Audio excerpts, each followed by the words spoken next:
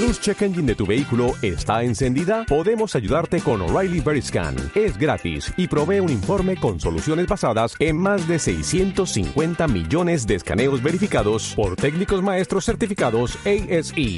Y si necesitas ayuda, podemos recomendarte un taller. Pregunta por O'Reilly Veriscan. O'Reilly Auto Parts. 3, 2, 1. Muy buenas a todos. Soy Pedro Ibar y hoy estamos de nuevo en Emprendimiento Estoico. Tenemos la oportunidad de contar con Nacho, un placer Portillo. Y bueno, pues para mí una oportunidad con esta sección, porque Nacho tiene mucha experiencia a través del emprendimiento y nos va cada vez a traer temas distintos y temáticas distintas que creo que son muy importantes si te dedicas al mundo del emprendimiento, incluso si quieres comenzar en él. Entonces, lo que vamos a tratar hoy es la importancia del storytelling, y Nacho va a tratar la historia de diversas empresas, de distintos emprendedores, y hoy en concreto tenemos la empresa Koenigsegg, que de hecho se hizo famosa a través de un videojuego. Sí, más o menos. Hoy en el episodio de hoy vamos a contar una historia, ¿vale? Yo sé que a la mayoría de tus oyentes les gusta este tipo de cosas porque, bueno, imagino que chicos estáis ahora volviendo de casa, de trabajar, y lo que queréis es escuchar una buena historia y relajaros, así que estáis en el lugar adecuado. Hoy vamos a estar hablando sobre Koenigsegg, que es una empresa que muchos de vosotros no conoceréis y es famosa por tener los coches más caros del mundo y también el coche más rápido del mundo. Entonces, ahora mismo estaréis preguntándoos, oye, ¿y cómo es posible? Yo pensaba que sería Ferrari, Lamborghini, Bugatti.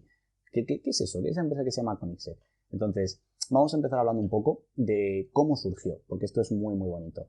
Si habéis escuchado otros podcasts de los que tengo con Pedro y con Marcos, hemos hablado muchas veces de lo importante que es que algo te apasione. Es decir, que no lo hagas por dinero. Yo os puedo adelantar que el CEO de Koenigsegg, que es Christian von Koenigsegg, él ha dicho en varias entrevistas que él no gana demasiado dinero. De hecho, para que os hagáis una idea, ellos fabrican 30 coches al año. Solo 30. Para que os hagáis una idea, Ferrari puede hacer 20.000, 30.000, es decir, hay muchísimos más. Ellos fabrican 30 y siempre bajo demanda. Son coches que se venden entre 3, 4, 5 millones de euros y ellos ganarán en torno como mucho a 500.000 o 1 millón como máximo. Entonces tampoco te deja mucho margen.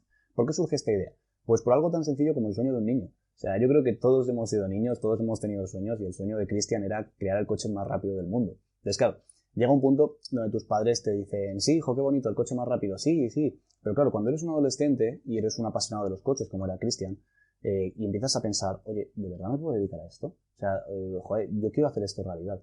Y a partir de ahí es cuando ya decides dar un salto de realidad y decir, voy a luchar por esto. Entonces Christian lo que es ingeniero y se dio cuenta de que él quería crear el coche más rápido del mundo. Entonces empezó a hacer diseños, empezó a intentar crearlo, a intentar llevarlo a cabo, porque como sabéis, esto no es una tarea sencilla ni barata, ni muchísimo menos.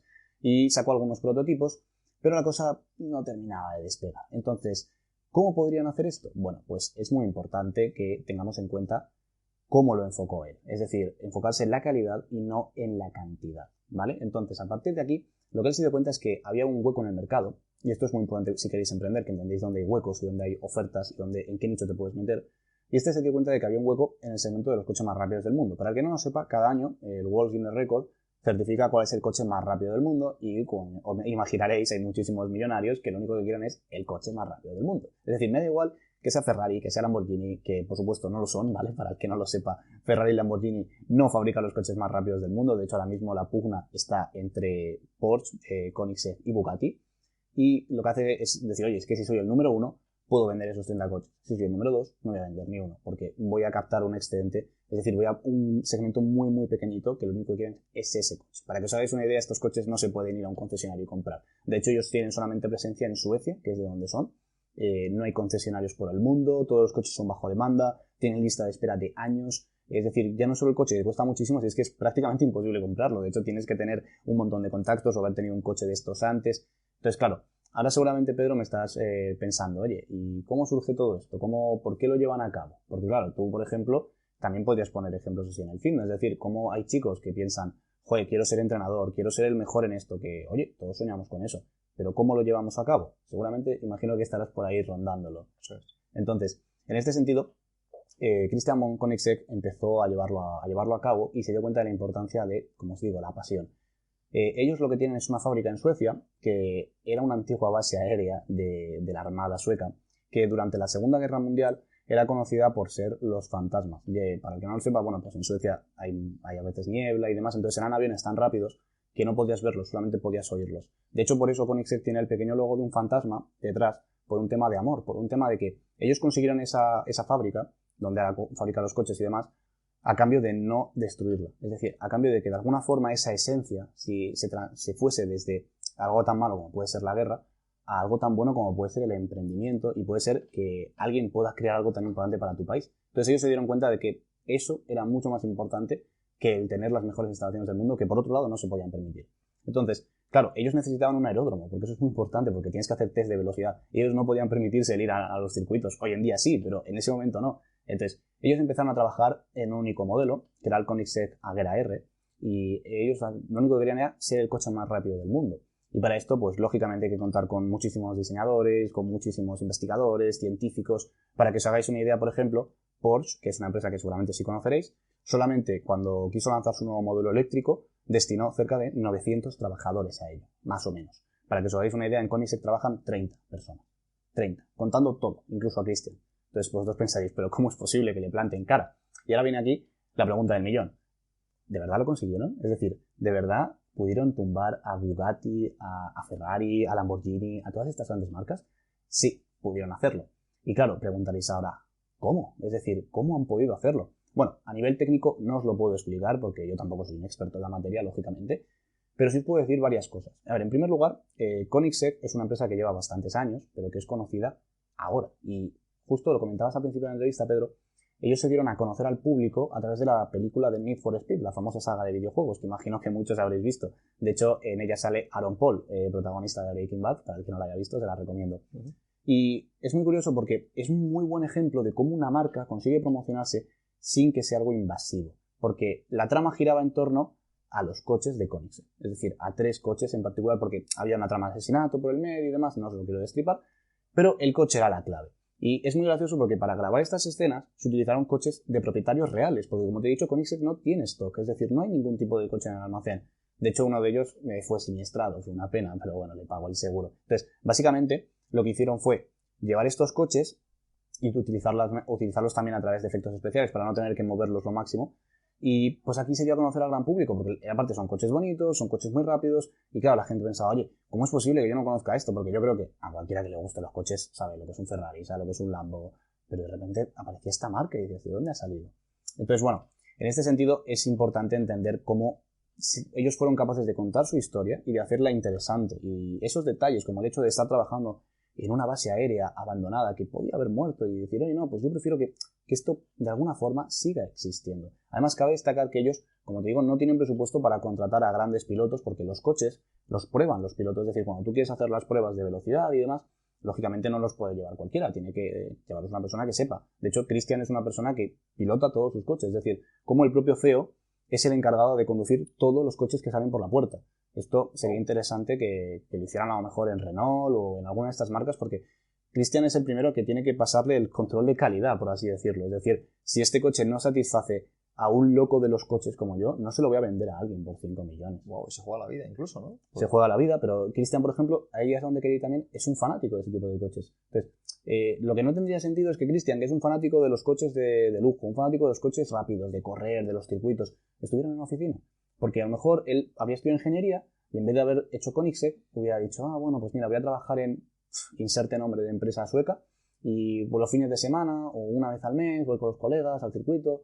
No sería feliz y realmente estaría haciendo balances o lo que fuera y diría, es que esto no me llena, estaría deseando que llegaran a las 5 de la tarde para irse a su casa, estar con su mujer y a lo mejor luego con un poquito de suerte pues el fin de semana ir con los amigos al circuito o a la montaña o a lo que fuera. Entonces, como te iba comentando, Christian es el primero que los prueba y luego tienen un piloto de confianza, que no es un piloto profesional, porque las grandes marcas sí que contratan a veces a expilotos de Fórmula 1 o grandísimos pilotos que lo que hacen es, pues oye, tienen una experiencia y un conocimiento increíble, porque esto es muy, muy importante. Entonces, vosotros aquí os preguntaréis, ¿y cómo consiguió Koenigsegg que se diera a conocer esto? Bueno, pues os lo voy a contar muy rápido. Básicamente, diríamos que hoy en día su gran competidor sería Bugatti, que esto seguro que conocéis muchos porque es una marca muy famosa. Por ejemplo, tiene coches de 2, 3, 4 millones de euros. Y Bugatti, hace muy poquito, consiguió el récord de velocidad, pero como los récords de velocidad ya estaban pulverizando, se estableció un nuevo récord, por así decirlo, que consiste en hacer que el coche vaya de 0 a 400 km por hora y luego a 0 otra vez. Porque claro, un coche que sea muy rápido pero que luego no frene bien, ¿a quién le interesa? Te vas a matar en la segunda curva. Entonces, se conseguía el ser el mejor si tu coche ponía 0, 400, 0. Entonces, bueno, Bugatti trabajó muy duro en esto, con miles de empleados, muchísimas horas, y lo consiguieron, pulverizaron el récord de Koenigsegg del año anterior.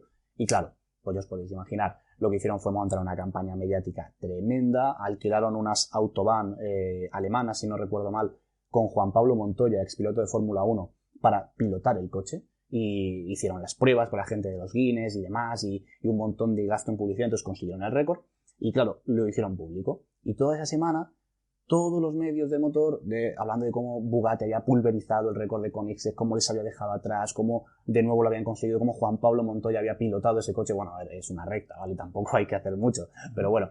Y el caso es que Koenigsegg fue muy inteligente porque ellos ya habían pulverizado su propio récord del año anterior, pero ellos no tenían los medios. O sea, si ellos lo hubieran pulverizado en su hangar particular, no se había enterado nadie. Entonces lo que hicieron fue esperar a que Bugatti hiciera todo ese anuncio, todo ese bombo y platillo. Entonces toda la atención mediática fue a ellos como los perdedores, y en 7 días después ellos lo pulverizaron por más de 2 segundos. Con un piloto que, de nuevo, no es profesional, con unas condiciones que no son las mejores y con 30 empleados. Entonces, esto es como el boxeador que va a dar un golpe y toda esa fuerza se vuelve en su contra. Realmente lo que consiguieron fue no gastarse un duro en la campaña publicitaria y que todo el mundo que estaba vitoreando a Bugatti básicamente pasará a reírse de ellos poco más o menos. O sea, una historia de David contra Goliat absoluta. Totalmente, totalmente, porque al final, como te digo, es una empresa de 30 trabajadores que vende 30 coches al año, que trabajan muchísimas horas, que de hecho está muy interesante. Yo os recomendaría que escucharais a Cristian si os gusta esta historia, porque él lo va a contar muchísimo mejor que yo seguramente, y es muy interesante porque él siempre cuenta que él no es millonario. O sea, él dice, mira, yo no quiero el dinero en el banco, yo quiero un coche. O sea, dice, a mí me encanta conducir, entonces yo he tenido la suerte de que gracias a esto puedo tener estos coches, puedo relacionarme con otras personas como Pagani o quizás Ferrari, Lamborghini. Entonces, yo no quiero más dinero, yo prefiero hacer más coches. Entonces, en ese sentido es tan importante eso. Y en cuanto a si es una historia de David contra Goliat, totalmente, porque al final, como te digo, no tienen recursos, no tienen capacidades. Y yo creo que, en cierto modo, lo que les hace ser tan buenos es también eso, porque él destaca mucho cómo son una familia. Es decir, tú quizás empiezas a trabajar en Porsche, imaginemos un caso que puede ser bastante real. Un chico que acabe la carrera de ingeniería, que es un mega crack, vamos, un chico de estos que las empresas van a ficharles en cuanto acaban, y a lo mejor te viene Porsche para su departamento de innovación eléctrica, porque van a sacar el nuevo modelo, y claro, tú a lo mejor llegas allí a la empresa y ¿qué vas a hacer? Pues el primer día llegas sacando pecho, aquí soy yo el número 1, hay 20 tíos más como tú, uno de China, otro de Japón, otro de Estados Unidos, otro de África, y se va a quedar uno de esos 20. Entonces, claro, ¿qué pasa? Que tú vas a ir a lo tuyo.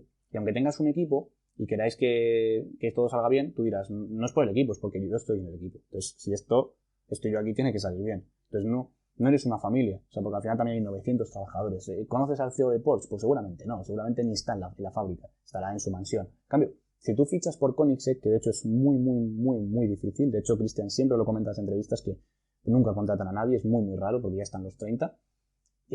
Es muy interesante cómo cuando entras ahí, sois una familia.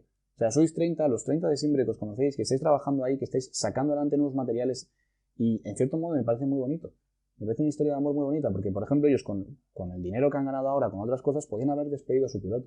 Podían haber dicho, oye, pues mira, no, quizás el problema no es del coche, es del piloto, porque eso es muy importante. Entonces, bueno, pues te despedimos a ti y contratamos a Fernando Alonso. Famoso, eso es. O alguien que sepa directamente, no solo porque sea famoso. Entonces, eso es un peligro, la verdad. Brutal. Entonces, ¿qué destacarías a partir de la gestión humana de Koenigsegg, los recursos? ¿Cómo enfocarías las características principales?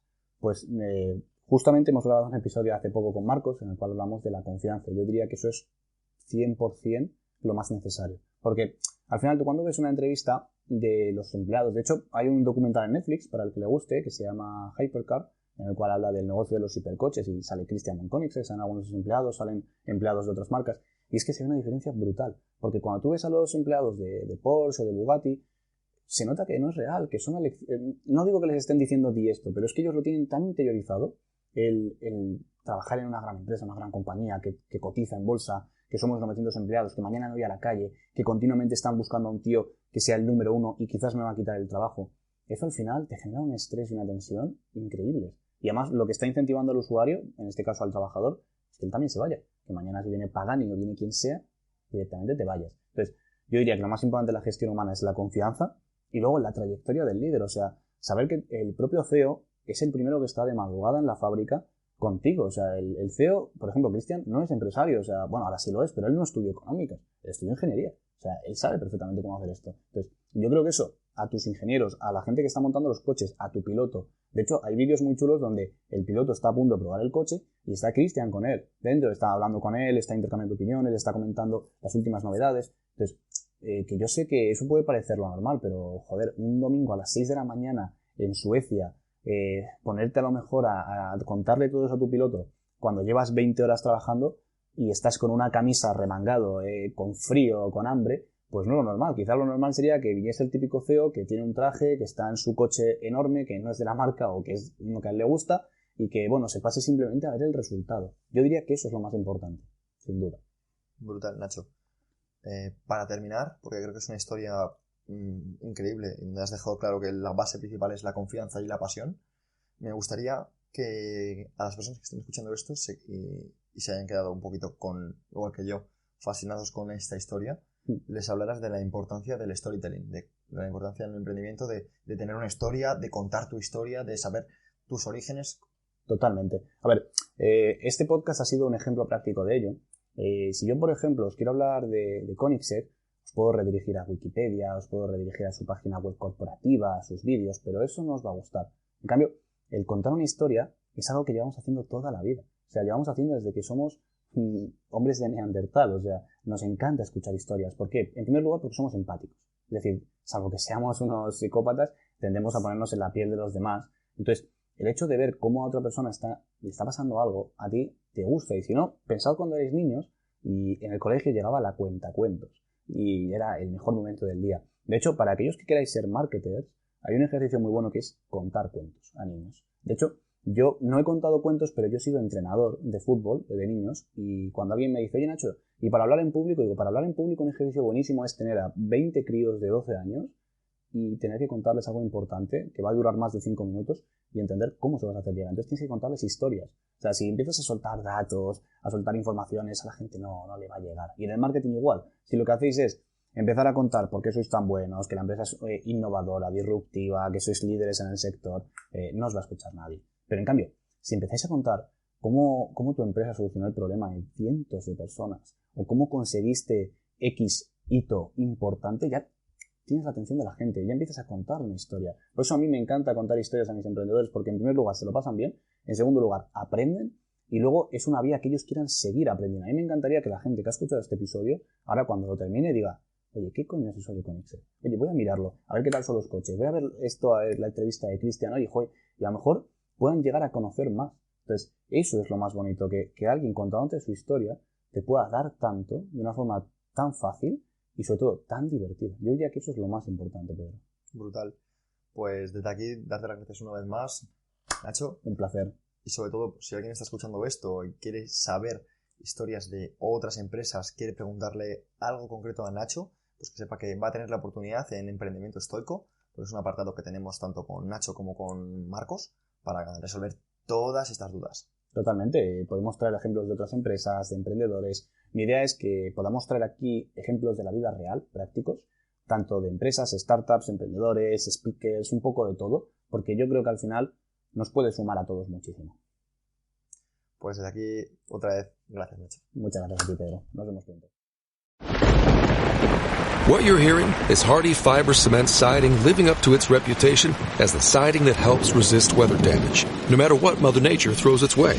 James Hardie knows how important a reputation is, especially when you're a home builder. That's why Hardie products withstand the elements better than wood-based siding, with styles to match their strength. Because when home builders work with us, we deliver our best so they can look their best. Protect your reputation with exterior products by James Hardie.